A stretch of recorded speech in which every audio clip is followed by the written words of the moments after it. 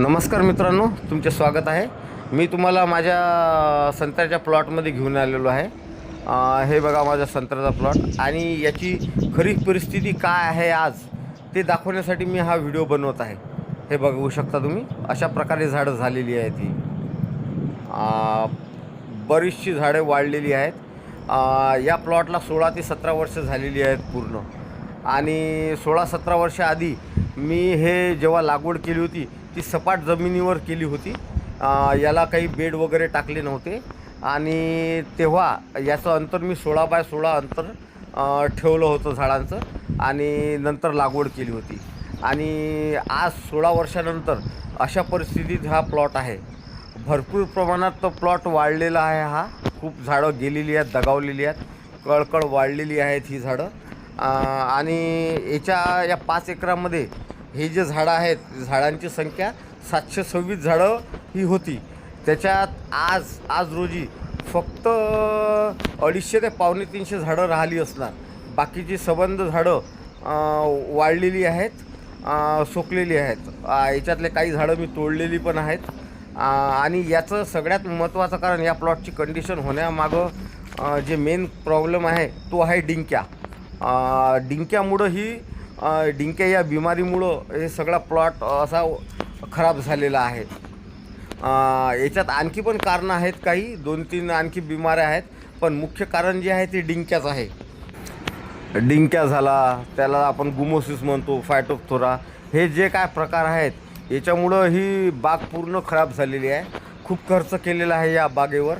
याची ड्रेंचिंग असो, याला फवारणी असो, याला खत असो, बाकी इतर काही ट्रीटमेंट केलेले आहेत, पण यांनी काही रिझल्ट आला नाही आहे। तात्पुरतं झालेलं होतं थोडंफार आणि नंतर हा प्लॉट पूर्णपणे वाढलेला आहे। मी एक अपेक्षा धरून असं केलं होतं की 25 ते 30 वर्ष हा प्लॉट आपला आरामशीर जाणार, पण हा 15-16 वर्षातच पूर्ण खलास झालेला आहे प्लॉट। आता एवढ्या झाडातले काय फक्त 250-300 झाडं राहिलेली आहेत आणि ते पण ठेवण्यासारखे नाही आहेत, कारण की जागा सोडून काही जिवंत आहेत, काही बाद झालेली झाडं आहेत। तर एकसारखं याची नियोजन करण्यात खूप त्रास होणार आहे। मी मधामधात जेव्हा बाद झालेल्या झाडं तेव्हा नवीन कलम पण लागवड केली होती, पण मोठी झाडं आणि लहान झाडाचं नियोजन करण्यात चुकते, एकसारखी ट्रीटमेंट होऊ नाही शकत। त्याच्यामुळं हे झाडं काही जमली नाही आहेत। अशा प्रकारे हा प्लॉट झालेला आहे माझा, तुम्ही बघू शकता।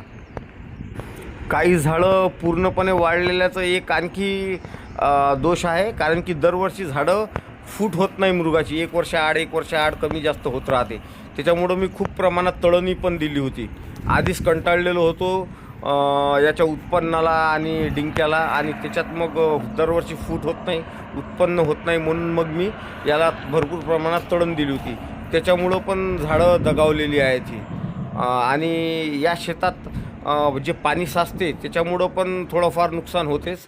आता पुढच्या वेळेस जे बाग मी लावणार आहे, ही संत्रा लावायचा आहे की दुसरं काही हे नंतर ठरवणार आहे, आणि त्याच्यानुसार पण एक निश्चित आहे की जे पण लागवड करणार आहे मी नवीन, ती संपूर्ण चांगली वाही वखरण करून व्यवस्थित प्लॉट लेवल करून याला खूप चांगल्या प्रकारे बेड टाकूनच लागवड करणार आहे। कुठल्या पण फळझाडाची कुठल्या पण आपल्याला फळझाडं लागवड करायची असल्यास आता बेड टाकणं हे अनिवार्य आहे, ज्याच्यामुळं पाणी साचणार नाही आहे।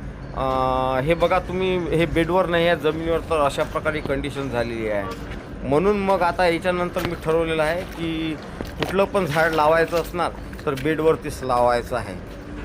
ठीक आहे मित्रांनो, आता पुढच्या व्हिडिओमध्ये मी आणखी काहीतरी महत्त्वाची माहिती सांगणार आहे तुम्हाला। तर पुढच्या व्हिडिओमध्ये भेटूया, तोपर्यंत नमस्कार।